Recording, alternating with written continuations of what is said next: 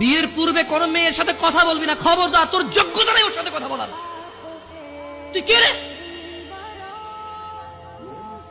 বামন হয়ে চাঁদের দিকে হাত বাড়াবি না। আমার বোনরা চাঁদ।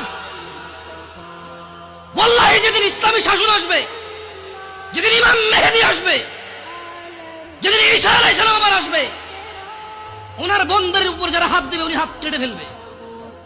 তুই বামন হয়ে চাঁদের দিকে হাত বাড়াইস। আমার বোনরা চাঁদ। ইসলাম মেয়েদেরকে চাঁদ বলেছে আর তোকে বামন বলেছে। বেটা তুই বেটা ছেঁড়া খাতায় শুয়ে লাখ টাকা স্বপ্ন দেখিস, বিয়ের আগে মেয়ের গায়ে হাত দিস। তোর সাহস কত? তোর সাহস কত? তুই জানিস না মুহাম্মদ সাল্লাল্লাহু আলাইহি সাল্লাম বলছে নেক স্ত্রী দুনিয়াতে যা আছে ওর চেয়ে বেশি উত্তম।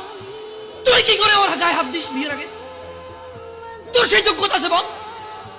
তোকে আল্লাহ জাহান্নামে ফেলবে, তোকে আল্লাহ জ্বলন্ত আগুনে নিক্ষিপ্ত করবে, তোর শরীর পচবে, তোর শরীরের গন্ধে জাহান্নামীরা থাকতে পারবে না। তোকে আল্লাহ এত নিকৃষ্ট শাস্তি।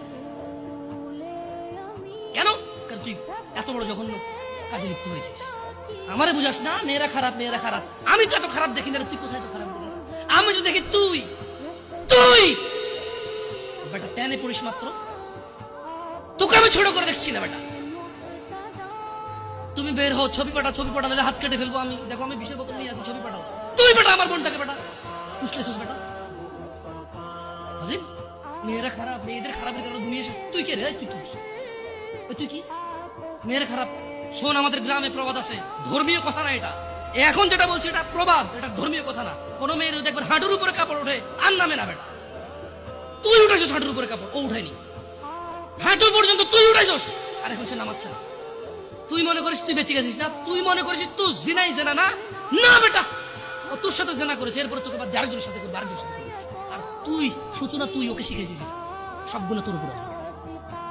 তুই নিজের ছোট পাপিষ্ট মনে করিস না? তুই মনে করিস কি হয়েছে, আমি তো একটা চুমাই নিছি। আমি তোকে বলছি ছবি তুলে পাঠাও, টয়লেটে যাও, ব্লাউজ খুলে ছবি তুলে পাঠাও, জামা খুলে ছবি তুলে।